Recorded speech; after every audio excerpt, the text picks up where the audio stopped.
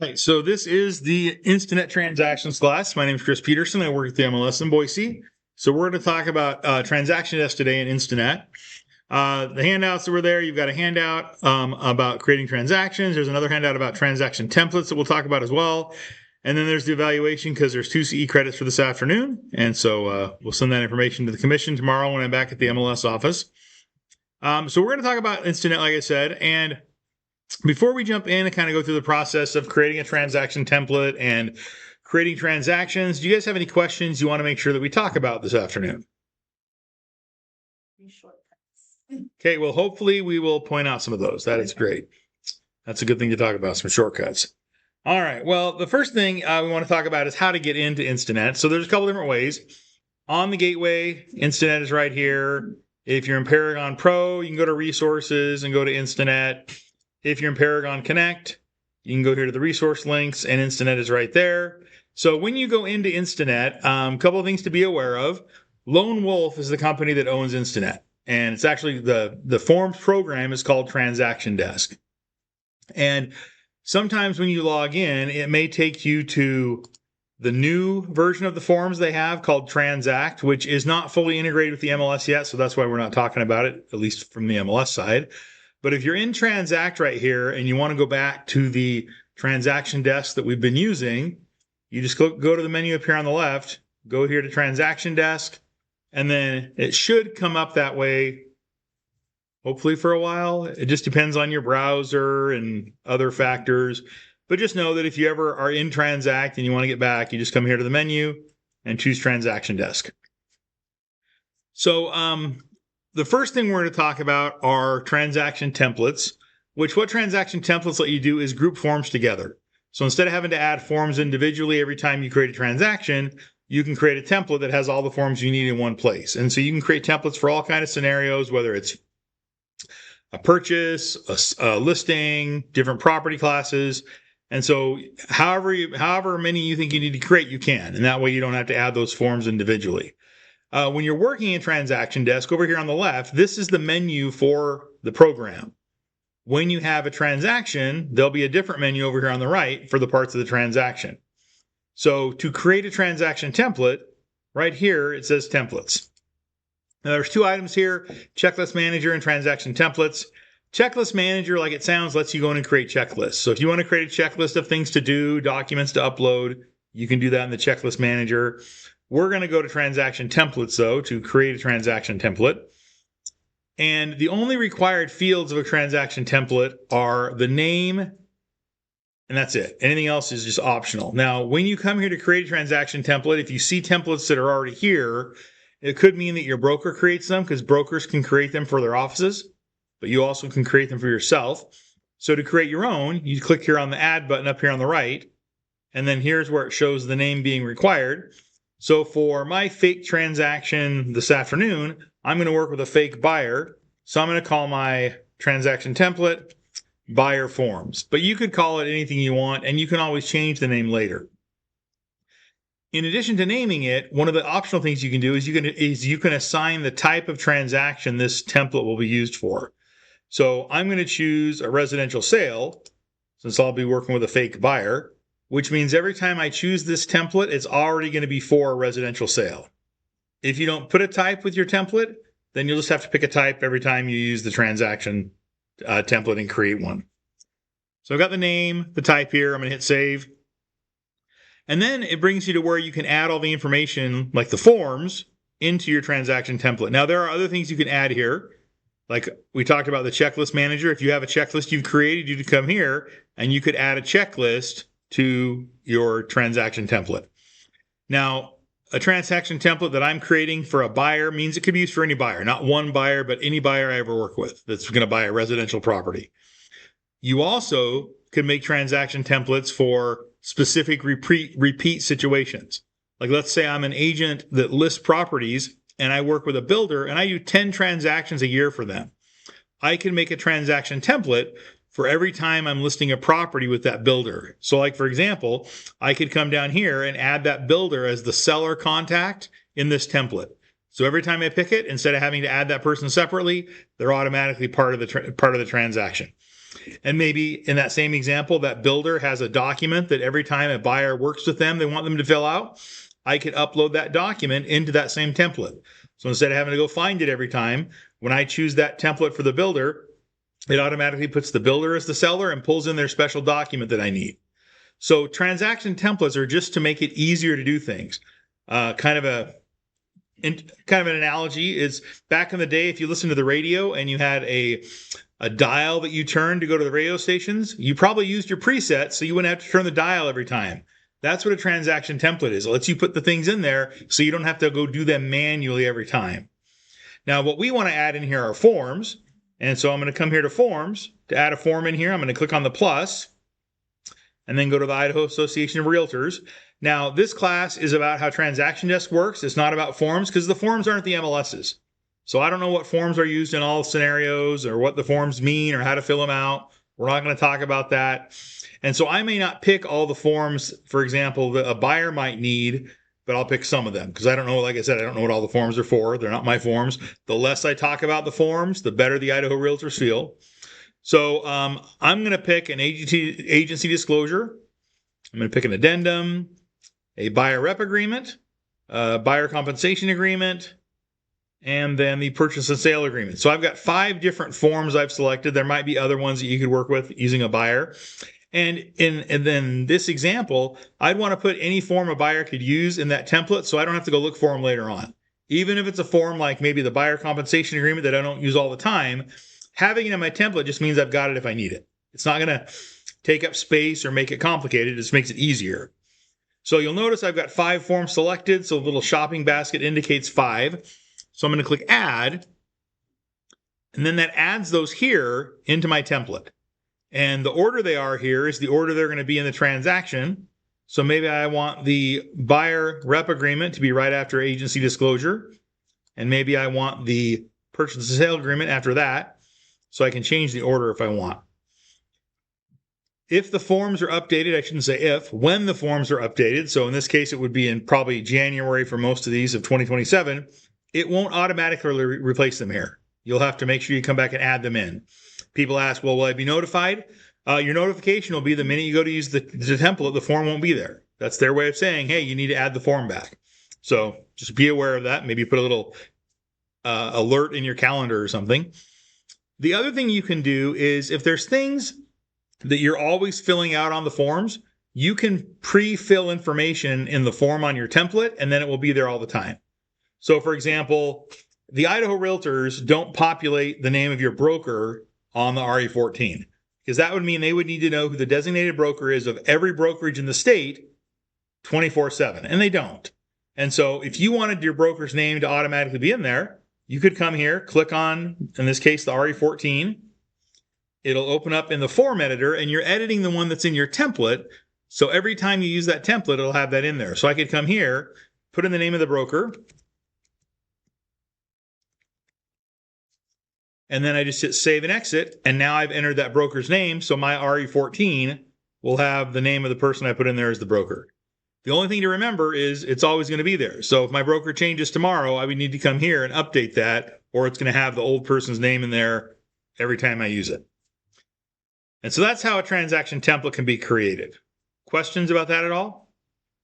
Okay, so in a little bit when we create our transaction, when I use the template, it'll pull all that information in. So I'm going to click back here on the dashboard icon, the transaction dashboard icon, or agent dashboard, I should say. Now, before we jump in and create a transaction, just for a few minutes, we want to talk about the agent dashboard. And this really doesn't have a lot to do with transactions other than transactions also have a dashboard and they work the same way. So your agent dashboard might look different than mine, and that's because you can customize it. So to change your agent dashboard, you just click on the lock unlock icon up here on the right. And then, for lack of a better way to describe them, the blue squares are buttons, the green squares are windows. And so I'm going to remove everything I have and add it back in here. But this way, when you're going into Transaction Desk, you can have everything right where you need it. So let's say I want to have my transactions right up on the top left. Maybe next to that, I want to have the forms I'm working on. And then maybe below the forms, I want to have my documents. And then next to that, I want to have my signings. And then I want to have a button to make it easy to email documents and to create signings. And I'm going to put those over here on the left. And we'll also add to create a transaction. So now I've got those things that I want there. Click lock, unlock, and now that's how my dashboard looks. And I can click on the name of a transaction. I can click go to transactions, which would just be like clicking that house icon over here, or go to forms. And you'll notice if the form is in a transaction, it has the transaction name there. And same with the documents and the signings. So it just makes it a convenient way to access those features without having to always go over here and click on the whole list. So if I wanted to go to my transactions, I could click on the little transaction house or go to transactions, which I'll click there. Now we're already in transaction desk. So this is where we're going to create our transaction from. But if I was on a listing, and I'll bring up the listing that I'm working with, let me get the MLS number here. So if I was on a listing in Paragon Classic, there's an Instanet icon right here that would take me in to create a transaction. And if I'm in Paragon Connect,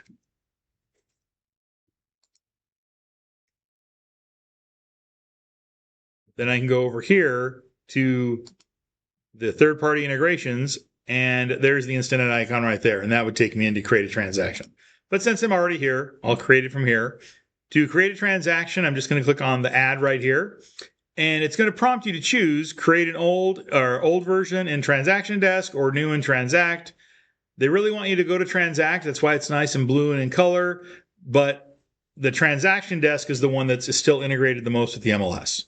And you can't start in one and switch to the other. So whichever one you want to use is fine.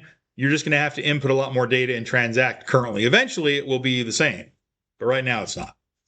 So I'm going to do create classic transaction. And then it comes here and it's going to have me enter information. In Paragon Classic and Paragon Connect, when you click the Instanet icon, this pops up and it already has information in here. We're going to manually enter it in there. So the name can be whatever you want. So maybe I'm going to call mine Test June 2026.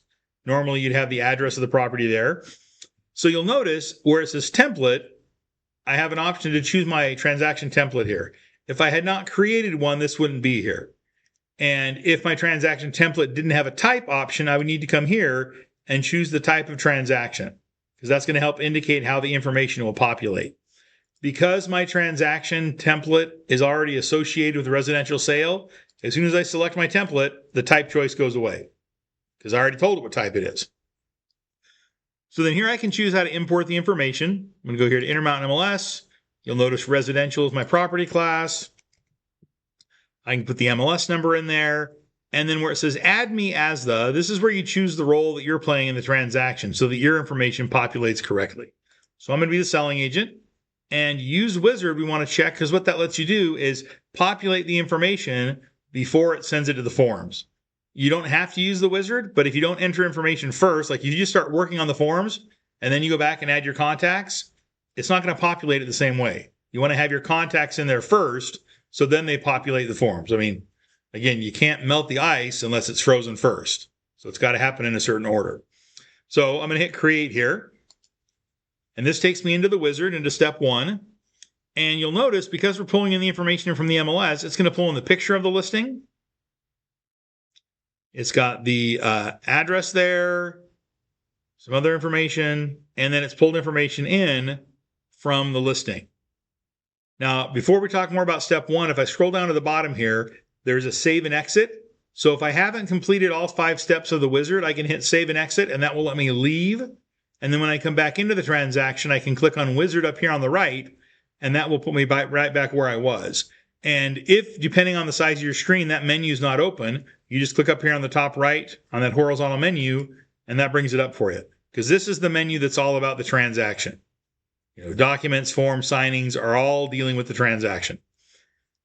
So here we have the information that was pulled in from the listing, and you still want to verify it's correct, because you can't blame the other agent if your forms are filled out wrong. So let's say, for example, this is supposed to be lot 3 instead of lot 2, so I could come here and update that. It does put in the list price from the listing. If you add your purchase price and earnest money, that will populate to the purchase and sale agreement later on. So let's say my purchase price is the list price, just to make it easy. So for $529.9, and let's say $3,000 earnest money. Now there are some things that when you fill in, like if you fill in lot and block, they don't go anywhere because the Idaho Realtors choose what information populates. So not everything populates from the fields to the forms. But I've got everything in here on the details section that I can put in there. So I'll hit next. Then we have the dates. And so the dates are just there for you. They're not going to be something seen by anybody else. So if I want to make the offer today, I can click on today's date. Maybe the offer is going to expire on Saturday. And maybe we want to close on July 10th. So I can put those dates in there. And then we can hit next. So then we have the contacts. And so here he has me as the selling agent, my brokerage is the selling broker, the listing agent, the listing broker, and then we have the owner of record as the seller. Obviously, that is not their name. And where the owner's name comes from, the seller's name, it comes from the owner field in the MLS. So if I come here to the listing and I scroll down here to where it's got the owner's name, that's where it says owner of record. But on the listing, I can come here to the CRS Data Property Report, which is the tax information, and I can see that the owner is, or the first person here, so Amy Russell is the owner. So if I want to edit the seller's name, I would just click on that name that's there, and then I would update that here. So that's Amy Russell. Now, if I don't change the legal name, when I hit save, it still says owner of record, because I either need to update the legal name or I need to remove the legal name. So I'm just going to update it here. People ask all the time, why are there two names? Well, I'll give you a great example. My name's Chris, but my name's Christopher. When I closed on my house, I wrote Christopher on all those lines because that's my legal name. A lot of people, Josh, Joshua, Dan, Daniel. Lots of people have legal and names that go by. This lets you have that in there. If the person you're working with is someone you're going to use again, you can add them to your address book. We're working with the fake buyer. The seller is probably not somebody I need to keep. But if the seller's address is the same as the property, I can go here to the address tab, check same as property address, and then it populates the property address for the seller. That means on the last page of the RE21, it puts that as the seller's address on that form. And then to add contacts, there's a few different ways to do that. I can click on the add button here. I can create a new contact from scratch, which we'll talk about in a second. I can add existing contacts from my contact list in Transaction Desk. You can add yourself, or you can add your contact from Google. The Google contact part is really useful. So let's say, for example, I'm an agent and I'm in an open house and I meet a potential buyer. Typically, you're going to put that person's information into your phone. Their first name, last name, email address, phone number, they're in your phone, and you've spelled it all correctly. If you're using Google to back up your phone contacts, you can come right here, hit add contact from Google, and pull in that person's information, and you know it's correct. Because I can't think of something that's less professional than having an addendum signed because you spelled the name wrong. And so having it entered correctly and then just importing the correct information makes it a lot easier than having to retype the information every time you need it. So if I wanted to add a new contact, I could come here to create new contact, choose the type of contact they are, and then enter their information. And if it's a contact I'm going to use more than once, then I would check add to address book. If I don't need to save them, I would uncheck that. And if I've got multiple buyers or multiple sellers, I would add them all individually. A husband and wife aren't one contact. They're two separate contacts because they're both going to sign separately on the documents. They're not going to sign together.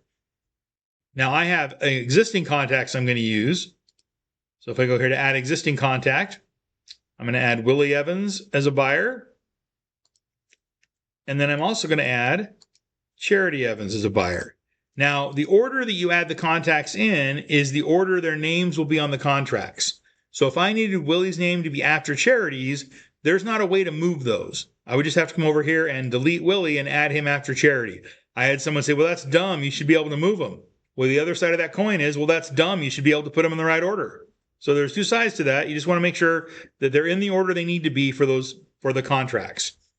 And if there's anyone that would need to get information from this transaction, like a transaction coordinator, an assistant, another agent, adding them as a contact makes it really simple to email them. It's literally 3 clicks to email them, which we'll look at in a minute.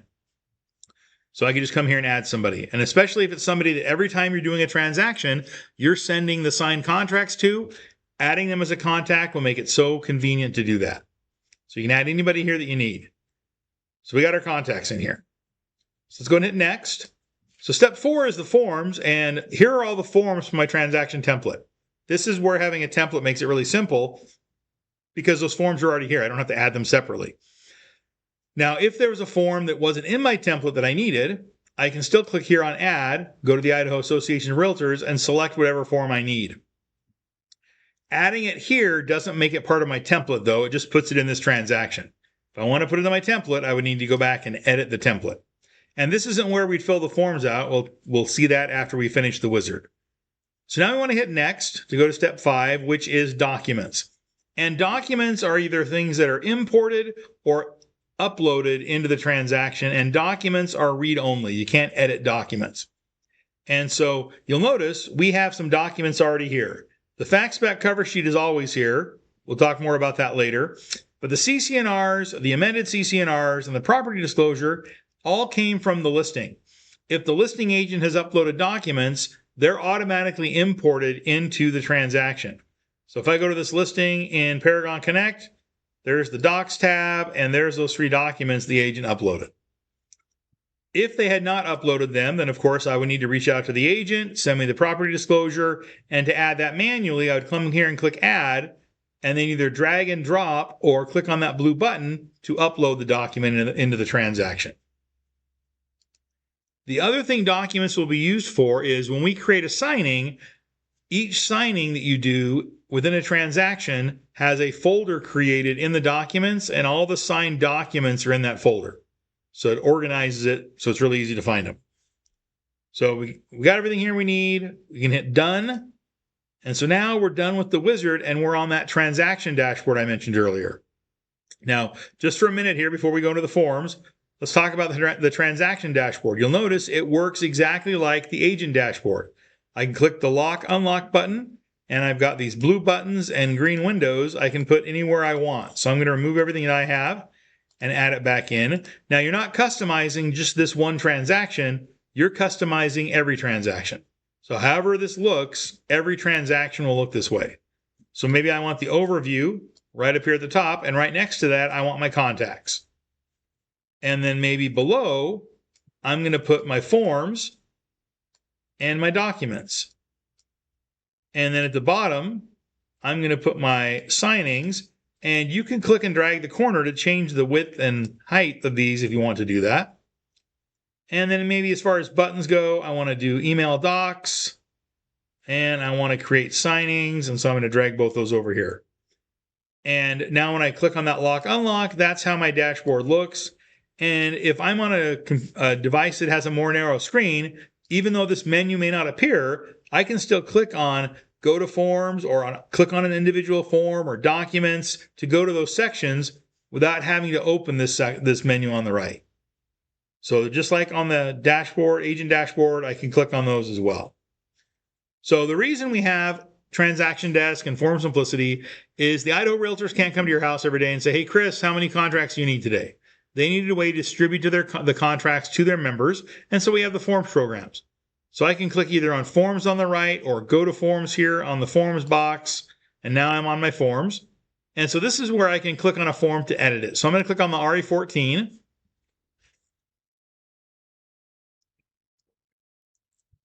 And you'll notice it populated Willie and Charity Evans, and it has the name of the broker in there because I had entered that information previously. And then you would fill this out however you need to fill it out. And then across the top, we've got this menu. And depending on your device, if I make my screen a little smaller here, you'll notice that I don't have the labels to the next to the icon, but as I mouse over them, they're still there. So it just depends on your device if you're going to see the labels or not. Under File, a few things to be aware of. We have Save, And the save on its own saves it in Transaction Desk so you can continue to edit it. Save as PDF lets you download it, but you can't edit it if it's downloaded. You have to edit it in Instanet, in Transaction Desk. Print will let you print it. Send lets you send this individual form as an email or fax it or something. We'll look at sending multiple forms here in a few minutes. You can change your font style and color if you want. You can add clauses, which we'll talk about in a second. Transaction forms lets you move from one form to another so you don't have to exit and come back in. You can jump to whatever page you need to go to. You can zoom in or out, and you can go to Authentisign, and we also have save and exit up here on the right. So let's say that I'm done with the RE14 and I want to go to the RE21. I can click here on Transaction Forms, click on the RE21, it saves what I was working on, and it opens the form that I clicked on. So now I'm on the RE21, and all the information from before has been populated. There's the purchase price, there's the earnest money, there's the funds due at closing, and all that information's here. And then on the other terms and conditions, this is a great place to talk about clauses. So we didn't create a clause at the beginning, but you can go into this section over here on the left, and you can create clauses. All a clause is a body of text. So if you have the same body of text that you put in the other terms and conditions every time, you can put that in as a clause, and then you can just insert it. And just like transaction templates, a broker can create clauses for their brokerage. So if your broker has verbiage they want you to use every time, instead of having to email it out or put it on the company drive, they could save it as a clause in Transaction Desk, and then you could just come here, go to the Office Clauses, and insert the clause, and it's the most current one because it's been updated by the broker. I'm going to go here and select this personal clause, and then it copies that information in there. So instead of you having to go find it, copy and paste it, or be on the right machine, you can just pull it right in from Transaction Desk. And then if we go to the last page, here we've got the buyer and seller information. And on the seller, it's got the address because I checked that box that the seller's address was the same as the property. And so we'll pretend we filled this out. So I can just hit save and exit here. Now, we're going to talk about Authentisign later on, but what if we want to do something with these forms and it's not Authentisign? So the analogy of the real world that Transaction Desk uses is the shopping basket. So I would come here and select the forms I want to work with and then click the shopping basket to do something with them. So I'm going to click on that shopping basket. Now in your handout, there's a really poorly drawn diagram with a bunch of arrows that tries to explain what these things mean. But luckily, you can mouse over them and it tells you. So the first one on the right is delete, which you probably wouldn't do that very often. Delete the forms you just filled out. The next one is send via fax. Faxing doesn't happen that often, but if you needed to, you can click on that, enter the name and fax number, and it will send it to that fax number. Now, Transaction Desk is not a fax machine. You're not going to hear a busy signal. But you can go to the transaction history, and it will tell you the number it was sent to. So you could at least verify it was sent to the correct number so that your recipient would know. Then we have send via email. That happens quite often. I can click on that envelope. Now, earlier we talked about it would be really easy, 3 clicks to email someone who's a contact. Here's where the 3 clicks happen. I click on the contact card, I click on their name, and I hit select. And now I'm ready to send them an email. I don't have to type in their information. I don't have to look on my phone and make sure it's correct. Everything's correct here. And then when you're sending an email, a link is the best way to do it for a few reasons. First, a link is a small message. They don't have to download it to view it. They click a link to view a web page and see the document. Secondly, when they click the link, Transaction Desk will notify you via email they've clicked on it. That way you know they clicked on your link. I mean, people ask, well, can I know if they read it? Of course you can't. But you know they opened it and they clicked on it. And unless everyone else had their login and password for their email, it was only them who did it. The other thing the link is really good for is if you're working on the same contract, the same form, but you're doing different revisions of it, like maybe I sent them the RE21 today and we want to change some things and they're going to look at it tomorrow, the link is the same. So even if I've sent them 3 different emails with different revisions of the same form, no matter what link they click on, they're seeing the current version. Whereas if you send attachments, they need to be looking at the most current attachment. So the link is a lot better in that instance for both you and for your recipient. So then when I hit send, it will give me a confirmation that it's been sent. and then they can go check their email. So here I am checking my email. Now, normally your person isn't going to sit here and click on refresh. They won't be as impatient as I am. But here it is right there. So this is what it looks like when they get it. It's got your company logo here if you've uploaded it. And then the documents that were sent to you, they click on one of the documents, and then it opens up for them to view it. And then you would get sent an email to your email account telling you they've clicked on your link. So that way, if you wanted to follow up with them, you could do that. So here's everything that was filled out in there before. Now, of course, they're not going to sign it here. They can't fill anything out here. But if they went to file, they could print it. So maybe they want to print it and sign it by hand. They could do that. And so that's how emailing that form would work. So let's go back here to our transaction. So again, to get here, we selected the two forms, clicked on the shopping basket. We just talked about delete, fax, and email. The next one is save as PDF. That lets you combine them as a PDF and download them. Print lets you combine them and print them as one print job. Download zip combines them and downloads a zip file. So if you're going to archive them or put them on a flash drive or something, you could do that. Copy lets you make a copy of these forms, and you'll notice that copy is the same icon as documents. So when you copy it, it's not making a copy of a form that you can edit. It's making a copy as a document that will not be editable. But you could copy it somewhere else and the original would still be here. And then we have send to Authentisign, which would take us to Authentisign to create a signing only for these two forms. And so that's how the forms work with Transaction Desk. Any questions or comments about those? All right, so let's go here to documents. So again, documents are read-only. You can't edit them. But when you have documents in your transaction, any documents that you've uploaded or imported from the listing are going to have this submit button, and that lets you submit it to your broker for review. That's really only important if your broker is using Transaction Desk to manage transactions. If they're using .loop, SkySlope, or BrokerMint, or some other back office tool the brokerage has, even if you mark it for review, they may not notice it because it's not what they're looking for. So that's just going to notify them in Transaction Desk to review it. The fax back cover sheet we saw earlier, this is in every transaction, and what it's for is if somebody's returning the documents to you in a fax with using a fax machine, they can use this cover sheet and it will fax it automatically into the transaction. Again, not a lot of people doing that, but that's what that's for. And then if you click on a form, or excuse me, a document, you have some options with it you can do. You can go in here and submit it for review again. You can copy it to cloud storage.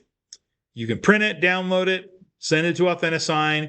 And then we have the markup and slicer tool. The markup tool lets you write on the document. So maybe you need to redact something, or you want to draw a line. You can come here and do those things. You just want to remember that you're editing the document that's in your transaction. So it's going to be that way in your transaction. The slicer tool lets you slice pages out.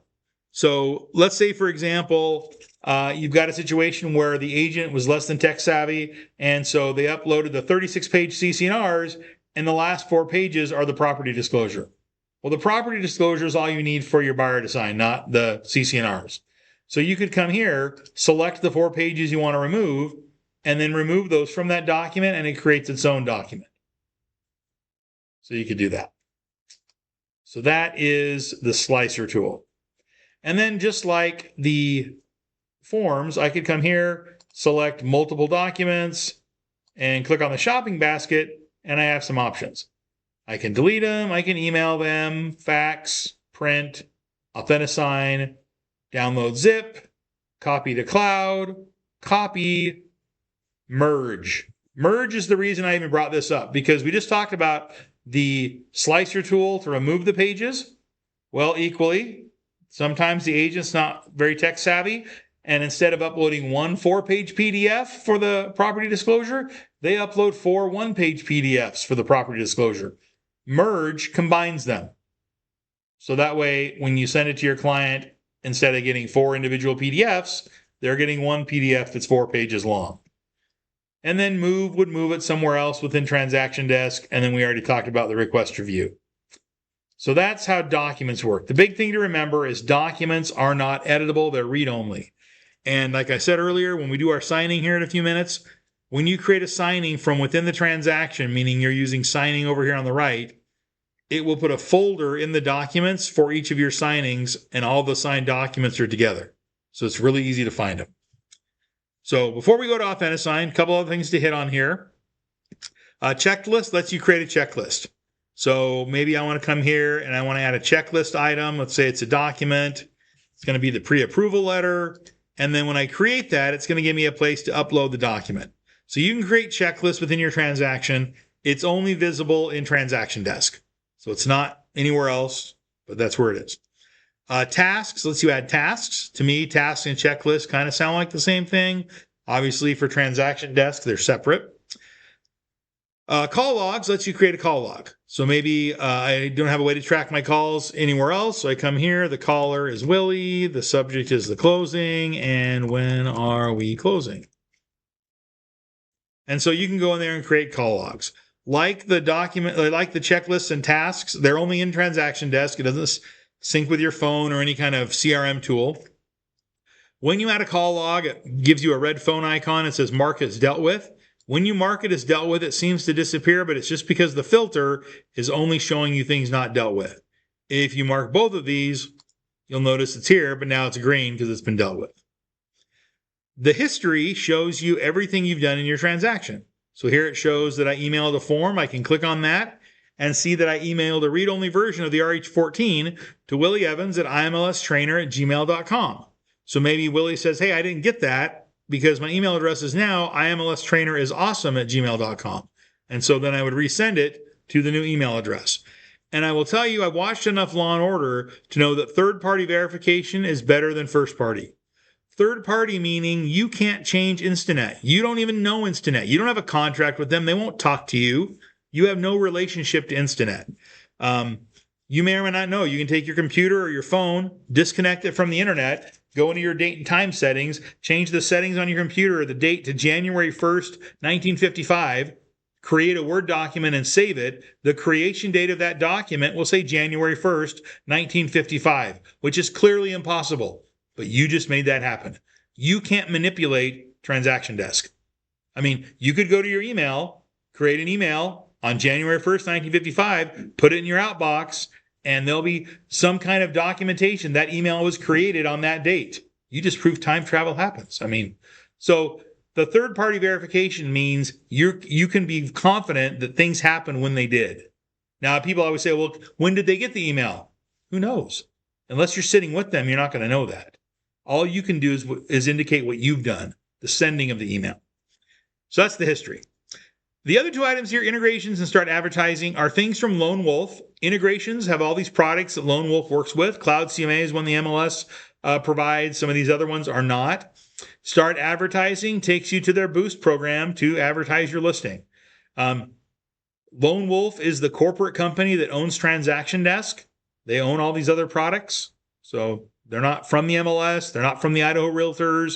They're not endorsed by us. I mean, obviously Cloud CMA is because we provide Cloud CMA. But the other ones, if you use them, your mileage may vary. Use at your own risk. They're not something provided by the MLS. All right, so let's go back here and talk about signings.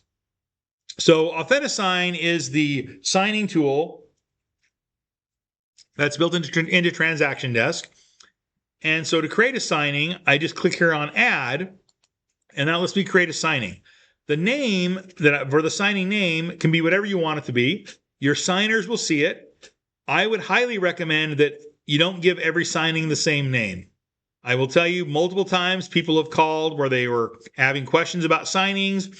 They had 4 signings all named the same, and it was the 4th one they finally clicked on that was the one they had a question with. You're not George Foreman. You don't need to name all your kids George. Name the signings unique. They can be whatever you want.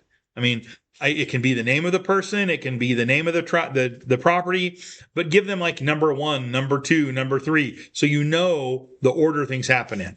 I'm going to call my fake signing offer 01, but you can call it whatever you want. So I'm going to hit save. And then that takes me right into Authentisign. And in Authentisign, it's really 2 things. You add your documents, you add your participants. So let's add our documents first. Now, because we came from a transaction, that's the first place it gives us to look for documents and forms. But I could also upload and select from other places in Transaction Desk if I needed to. So I'm going to add the RE14 and the RE21. And you'll notice the forms have lines on them where documents don't. And we'll add in the property disclosure. And so now when I hit close, I've got those added to my signing. So now I want to add the signers. So go over here to signers. And under add participants, we have some choices. You could add yourself, add a new person, add from the transaction, or from your contacts. We want to add from the transaction.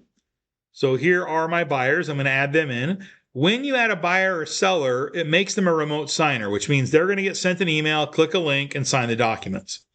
But there are other choices. A reviewer is someone who's going to review the documents, not sign them, but they have to complete their review for the signing to be finished.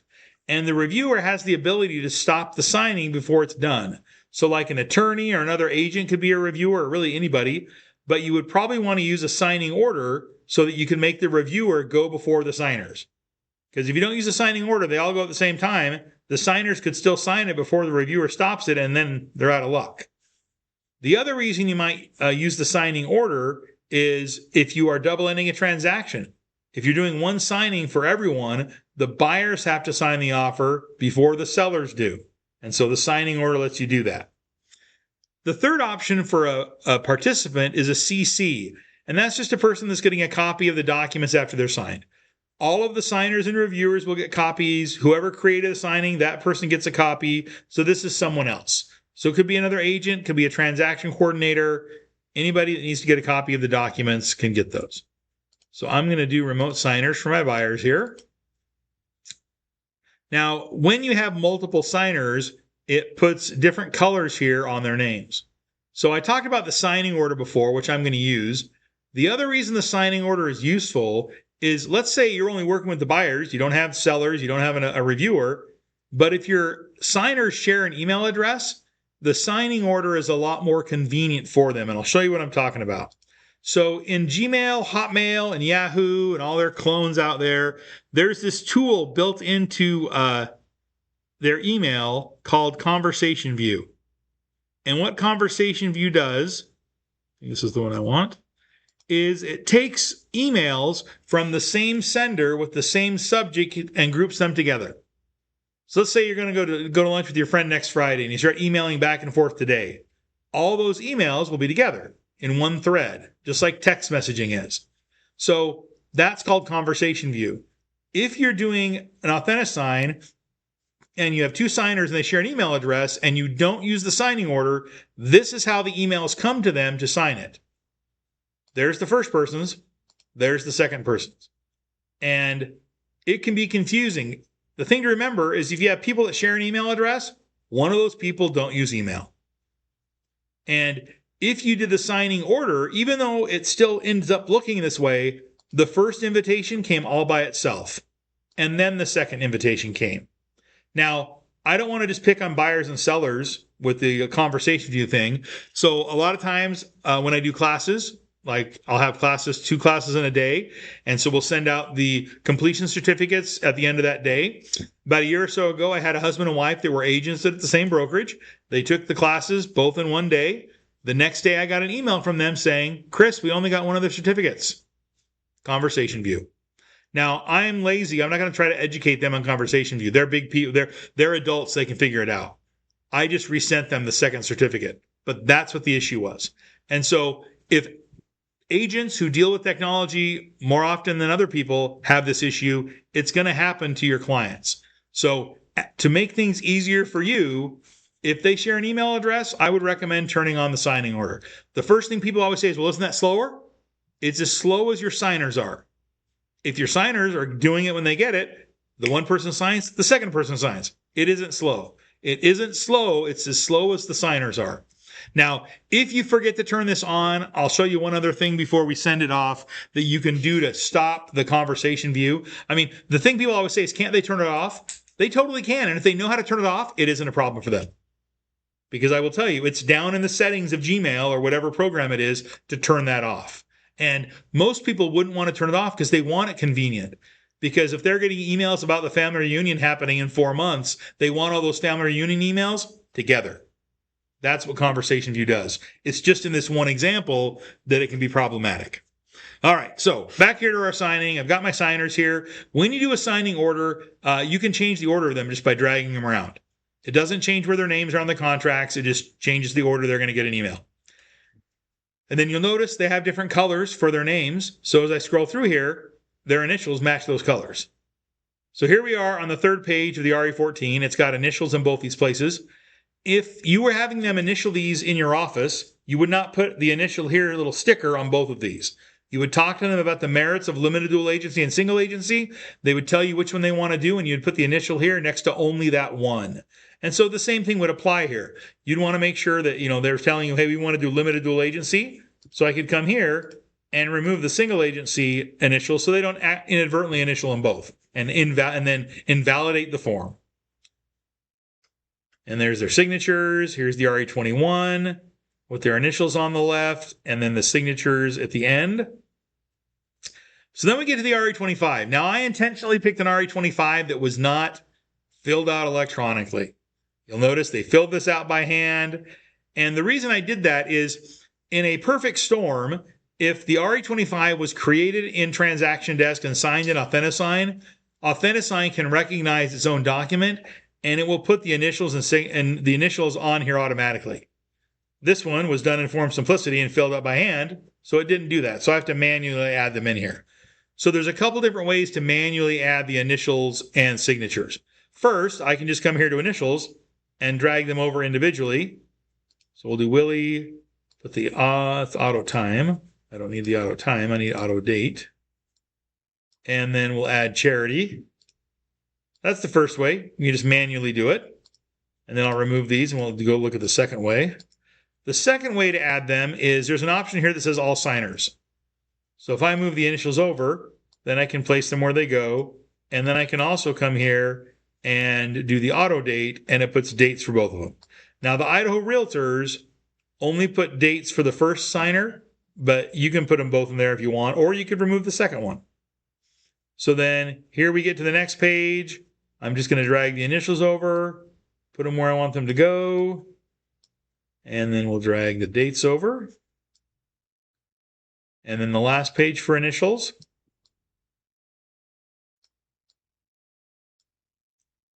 And then the dates. And then we get to the signatures. There's not a shortcut here. So I'm going to go to Willie and drag his signature over. And then the date automatically comes with it. And then we'll do Charity, drag her signature over, and then put the date where it goes. Now, before I send this off, if I wanted to, so I wouldn't have to drag and drop the next time, I can come over here to Layouts, and I can create a layout for what I just did. So that also means if you have something they're signing that isn't from the Idaho Realtors, maybe you've got a brokerage document that they have to sign or something, and you've dragged and dropped the initials with signatures, you can save that as a layout so the next time you don't have to do that. So to create a layout, I just come here to Layouts and then choose Create Layouts. I'm creating a layout for the only form or document that doesn't have one. So maybe I'm going to call this New RE25 Buyer 2026. And then when I hit Create, the next time I have an RE25 for a buyer to sign, I can just come here, go to Apply Layouts, come here and select my layout, and then it's not going to put Willie and Charity, it's going to put Buyer 1 and Buyer 2. And if I only have one buyer, it knows what to do for one person. It also knows what to do for two people. And so you can create those layouts so you don't have to manually drag and drop those. So now I've got everything here that I need. When I hit Next, that doesn't send it out. That takes me to the last screen. To finalize it, first, you can change how much time they have. The default is 30 days, but you could change that if you wanted. You can also set reminders to happen. Only people who haven't finished the signing get a reminder. I've never seen a reminder go to somebody that didn't have something left to do. I've never seen the reminders be wrong. So if somebody's getting a reminder, there's something they still need to do. And then earlier we talked about the conversation view and the signing order. Well, what if you got to this point and you're like, did they share an email? Did I do the signing order? instead of having to go back, you can actually just come here to customize invites. And if you change the subject, conversation view won't happen. So maybe this is going to be, Willie, here are your forms. And this one's going to be, Charity, please sign these forms. Because those subjects are different, conversation view now won't happen. And if you needed to, you could come here and change the email for that one signing invitation. It doesn't change their information, just changes it for that one signing invitation. And then when you hit send, you're back on this finalize. And then now when you hit send, that sends it off. Now, when you hit send, it takes you back to your transaction. And here is the signing we just created, offer 01. Under the individual forms, all we have is the original because nothing's happened yet. Under the history, the last thing is the signing was sent to the participant. Once they've signed it, under show participants, they'll have green checks next to their name. And so if I go here and check Willie's email, Willie, here are your forms. And so they click on start signing. If they've signed previously, all they'll have to do is accept the participant acknowledgement. If it's their first time, they'll also have the option to select their signature. But that, remember, my signature is always checked, so the next time they won't have to do that. Let's say we're going to do this one. And then they just click everywhere to add their initial or signature.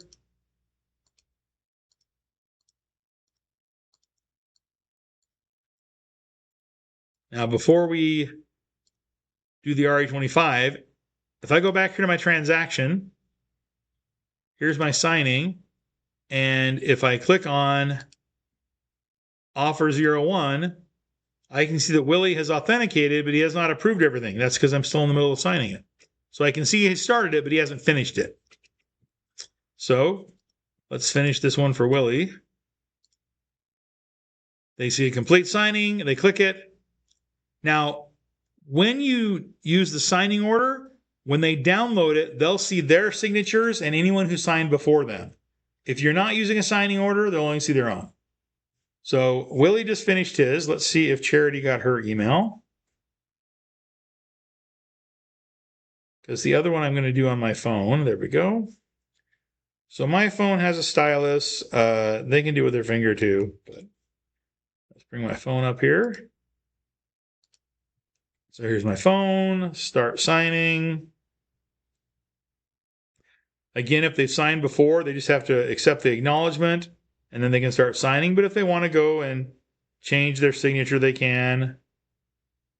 So maybe they want to draw their signature.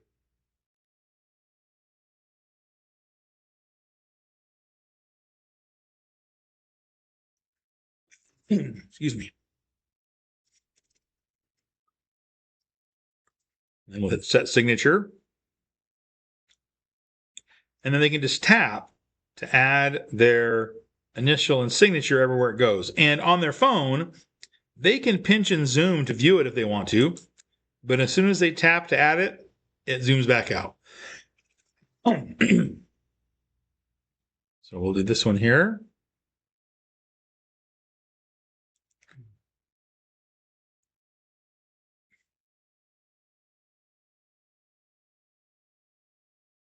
And complete signing.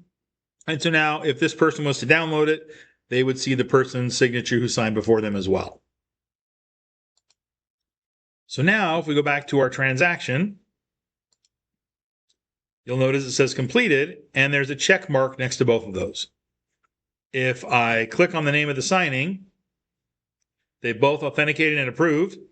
Under the individual forms, we've got the original signed certificate copy to cloud, the signed PDFs, the certificates, copy to cloud. I could forward that to someone if I needed to. And then if I go here to my documents, there's the folder, offer 01. And then here are the signed documents and the certificates. So I could come here, select the property disclosure and the purchase and sale agreement, click on the shopping basket, and then I could email this to the listing agent right for my transaction. So not only is everything in the history of what I did with my buyer, the last thing on the history up to that point would be sending the offer to the listing agent. So it's all in that history of the transaction. So let's look at the email that Willie gets. So we go back here to his email. And here is signing complete. And they can download a copy of the documents or the certificates. Those links only last for a week because it's already here as attachments. But if I click here on to download a copy of the documents, it's one PDF with all 18 pages. So here's the RE14. There's the initials at the bottom. And then on the last page, there's signatures. There's the initials on the bottom left of each page. And then there's signatures on the last page. Here's the RE25 with the initials. And then on the last page, the signatures. So they get a copy, you get a copy. It goes in your transaction. It's going everywhere that it needs to be. That's how the AuthentiSign works within Transaction Desk. Questions about AuthentiSign? Now, one thing with AuthentiSign that I would say is the more you use it, the easier it gets. And a lot of people expect that you do electronic signing all the time. So to be able to project that confidence, you want to be familiar with it. So you got to practice signing it. And so that means send yourself practice signings, or anytime you need to sign something, do it in AuthentiSign. My son, a couple years ago in high school, he took a forensic science class. The first day of the semester, the teacher sent an email to all the parents that said, I'm sending you a permission slip that if you do not sign in return, your child will be dropped from my class because in this class, we look at murder and dismemberment because this is forensic science. And so I, of course, had to sign that permission slip for my son to stay in that class. I didn't want to print it out, sign it, scan it, email it back. So I downloaded it and I uploaded it to AuthentiSign and signed it that way. So there's lots of ways you can incorporate AuthentiSign, and it's free. That's the big thing, is it's not something like other signing tools that you have to pay to use. It's free, and especially if you're working with the Idaho Realtors forms, it already has the layouts for the initials and signatures, so you don't have to drag and drop them. They're already there automatically. But the more you use AuthentiSign, then the easier it is when you have to use it with the client, because you're going to have that confidence and your clients will see that. So the last thing with transactions to mention is if you're doing practice transactions or you need to manage transactions that you have. So I'm going to click back here on the transaction icon over here. A couple of things you can do. First is if you have a fake transaction like I do, you can select the fake transaction, click on the shopping basket, and you can delete it. You can just get rid of it. But the other thing you can do is you can change the status. So maybe these three transactions that are currently open have all closed. So I can select those, go to the shopping basket, and I can come here and change their status to closed file complete or whatever status I want to select from. I can't add my own statuses. I have to pick from the ones that are there. But then when I save them, if I come here and I'm only looking at the ones that are open, now I'm only seeing the open ones. Or if I want to come here and I only want to see the file completes, now I'm seeing the file completes. So it lets you kind of manage those transactions instead of having to have page after page after page of transactions that you might have. Any questions, comments, concerns about Transaction Desk, AuthentiSign, or anything that we have talked about this afternoon? Okay, that's all I've got for you guys. Thanks for coming. Have a great afternoon.